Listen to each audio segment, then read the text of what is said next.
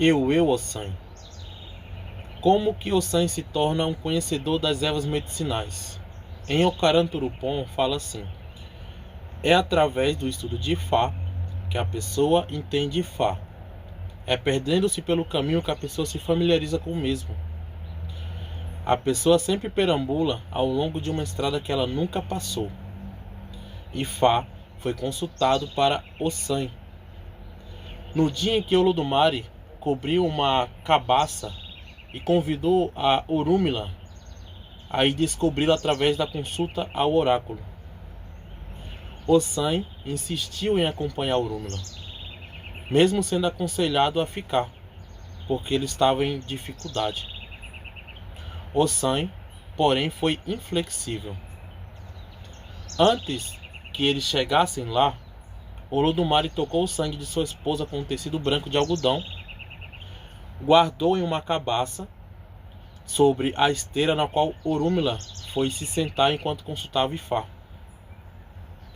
Orúmila consultou Ifá e disse: Ocaran Turupom. Após a consulta, Orúmila soube o que tinha dentro da cabaça branca. Olodumare o louvou. Orúmila então pediu que Olodumare sacrificasse um ajá e uma cabra. Olodumare sacrificou. Ossan, emocionadamente, se juntou a Orúmila na procura dos materiais para o sacrifício. Enquanto ele estava se esforçando para ajudar a matar o ajá, a faca que estava segurando escapou da sua mão e caiu sobre a perna dele, fazendo ali uma ferida grande na perna de Ossan. Orúmila pediu que levasse Ossan para a casa de Orúmila. Orúmila curou Ossan, mas Ossan ele nunca poderia novamente usar aquela perna para poder fazer trabalhos complicados, cansativos, trabalhos árduos.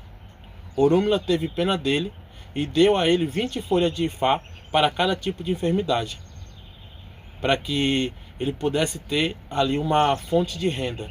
E foi assim que Ossan se tornou um herbolário, um conhecedor da medicina das folhas.